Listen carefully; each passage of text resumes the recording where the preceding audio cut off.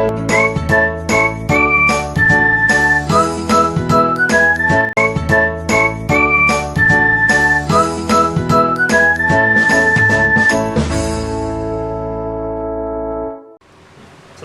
warahmatullahi wabarakatuh.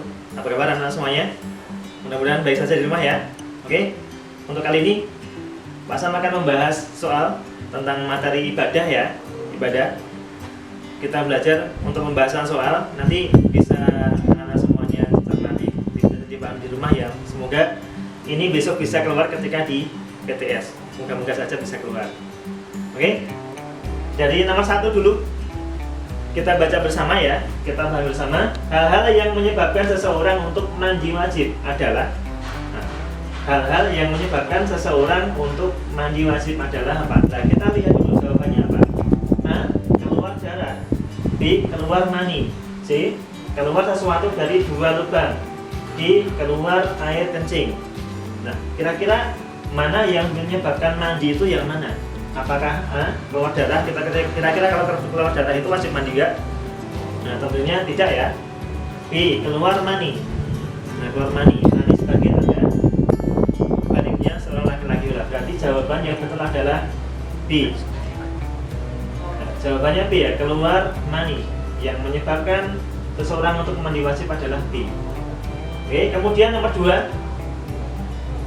Nomor 2 adalah soalnya Allah tidak akan menerima sholat seseorang yang berhadas sehingga ia titik-titik. Nah, berarti kita harus mengingat hadisnya.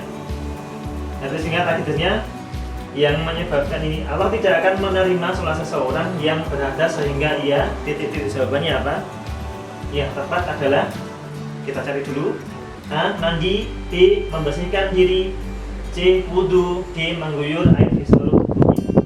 Jawaban yang tepat kalau sesuai dengan hadis adalah yang C. Wudu.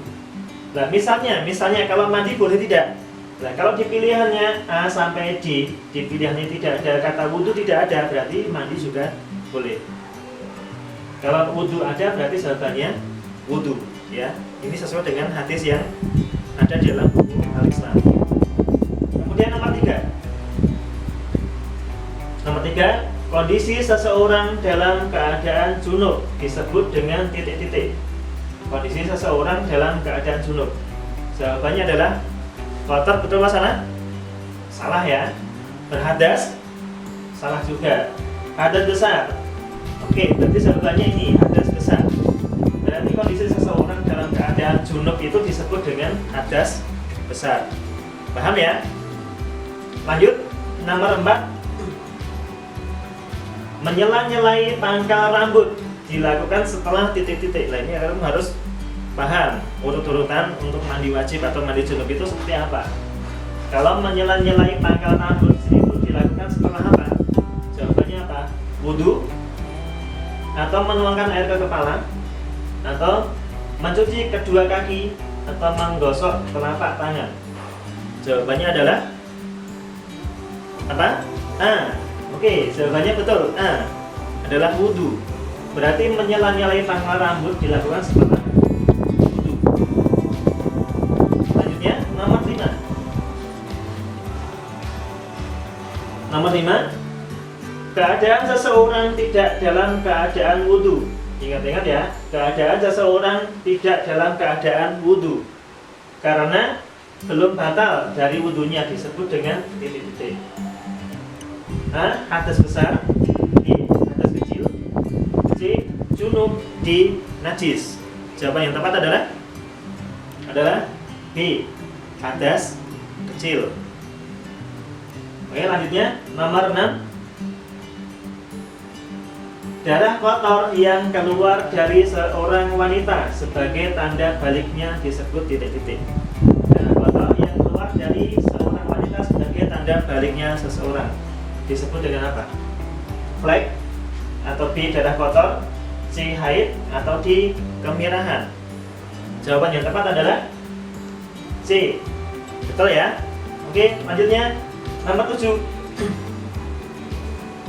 Di bawah ini yang tidak menyebabkan mandi wajib adalah titik-titik. Nah, di bawah ini mani yang tidak menyebabkan mandi wajib adalah titik-titik. Berarti kamu semuanya harus mengetahui definisinya atau pengertian dari ini apa. Istihadah itu apa, najis apa, keluar mani itu apa, haid itu apa. Ya. Jawabannya apa? Yang tidak menyebabkan mandi wajib adalah istihadah atau nifas atau keluar mani atau haid. Jawabannya yang tepat adalah apa? Ini ada dua ya, ada dua jawaban ya, ada dua jawaban. Istihadah atau nifas. Ini sama-sama betul. Kalau istihadah itu kan darah yang keluar dari darah kotor ya, keluar dari wanita setelah darah haid. Berarti kalau sudah haid itu harus mandi wajib dulu. Karena apa? Yang namanya haid itu kan ada batasnya ya, ada waktunya. 1 minggu paling banyak itu berapa? Maksimal 14-15 hari. Nah berikutnya kalau masih keluar darah berarti adalah darah istihadah. Ini tidak menyebabkan mandi wajib. Jadi kalau haid itu menyebabkan mandi wajib. Najis itu juga sama. Najis tidak menyebabkan mandi wajib juga. Berarti jawabannya di sini ada dua, A dan B ya. Nah kalau ini jelas, dua-dua ini jelas. Keluar mani dan haid ini menyebabkan mandi wajib. Paham ya? Nomor 8. Nomor 8. Oke. Tata cara bersuci dari hadas besar setelah berwudu adalah titik-titik. Tata cara bersuci dari hadas besar setelah berwudu adalah titik-titik. Apa jawabannya? A. Menyela-nyela pangkal rambut. B. Mencuci kedua kaki. C. Menggosok telapak tangan kaki. Atau D. Menuangkan air ke kepala. Jawabannya adalah apa? A. Ya, menyela-nyela pangkal rambut. Kalau misal kalian semuanya itu mengingat apa nama soal yang di atas tadi, ya. Kalau tadi kan menyela-nyela pangkal rambut dilakukan setelah titik-titik itu kan. Nah setelah ya ini kita balik. Hadas besar setelah berwudu. Setelah wudu itu apa? Setelah wudu. Kemudian nomor 9. Nomor 9. Allah menyukai orang yang bertaubat dan mensucikan diri. Ulangi, Allah menyukai orang-orang yang bertobat dan mensucikan diri. Hal ini terdapat dalam Al-Quran surat Al-Maidah ayat 222, B. An-Nisa 222, C. Ali Imran 222 atau Al-Baqarah ayat 222.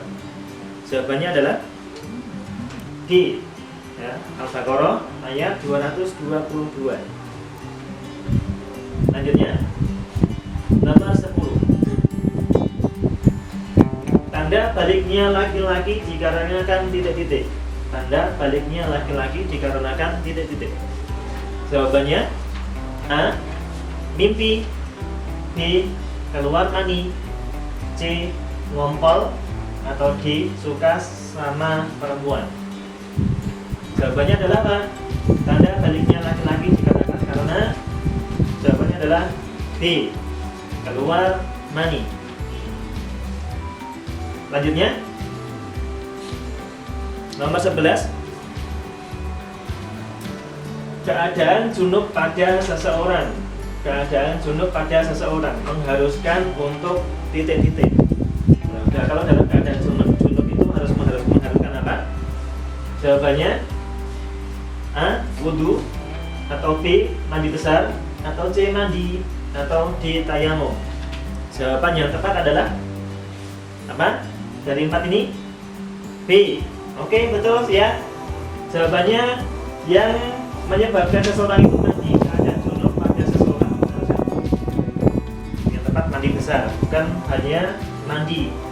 Tapi kalau pas dalam posisi tidak ada air boleh melakukan apa? Tayamum. Ya, boleh tayamum. Misal tidak ada air di tempat yang kekeringan, ketika dalam kondisi junub boleh melakukan tayamum. Kalau sudah benar-benar tidak bisa mencari air ya. Tapi kalau masih bisa terus tetap mandi besar. Oke, lanjutnya nomor 12. Di bawah ini macam-macam pembatal wudu. Di bawah ini macam-macam pembatal wudhu. Dilihat, ada di dalam kurung kata kecuali, berarti yang tidak ya. Yang tidak membatalkan wudhu itu apa? Di bawah ini macam-macam pembatal wudhu. Kecuali kentut kira-kira membatalkan nggak? Nah, pasti membatalkan. Kemudian keluarnya salah satu dari dua jalan. Ini maksudnya dari dua lubang ya, dua jalan dan dua lubang maksudnya. Bisa kentut, bisa kencing. Berarti sudah membatalkan. Kemudian atau C, muntah dengan sengaja. Dari mulut keluar ya, berarti sudah. Yang dimakan. Nah, D ini tidak membatalkan wudhu. Jadi jawabannya adalah D. Nomor berikutnya 13. Mencuci kedua kaki dilakukan saat mandi besar. Ulangi, mencuci kedua kaki dilakukan saat mandi besar. Dilakukan setelah titik-titik. Jawabannya apakah A, menyela-nyela pangkal rambut, atau B, menuangkan air ke kepala, atau C, mengguyur air ke seluruh tubuh, atau D, mencuci kedua telapak tangan. Jawabannya adalah apa? Mencuci kedua kaki. Jawabannya setelah ini, mengguyur air ke seluruh tubuh. Nomor 14. Menghilangkan hadas besar hukumnya adalah, tahu ya? Menghilangkan hadas besar hukumnya adalah A, mubah, B, makruh, C, sunnah, atau D, wajib. Jawabannya pasti yang D, wajib. Lanjutnya nomor 15. Ya. Menuangkan air ke kepala dilakukan sebanyak titik-titik. Menuangkan air ke kepala dilakukan sebanyak berapa kali? Jawabannya apakah 1 atau 2 atau 3 atau 4? Jawabannya adalah yang ketiga. Berarti menuangkan air ke kepala dilakukan sebanyak 3 kali. Oke, demikian anak-anak semuanya untuk pembahasan soal tentang ibadah ya. Dari kurang mohon maaf, nanti bisa dipahami sendiri di rumah. Assalamualaikum warahmatullahi wabarakatuh.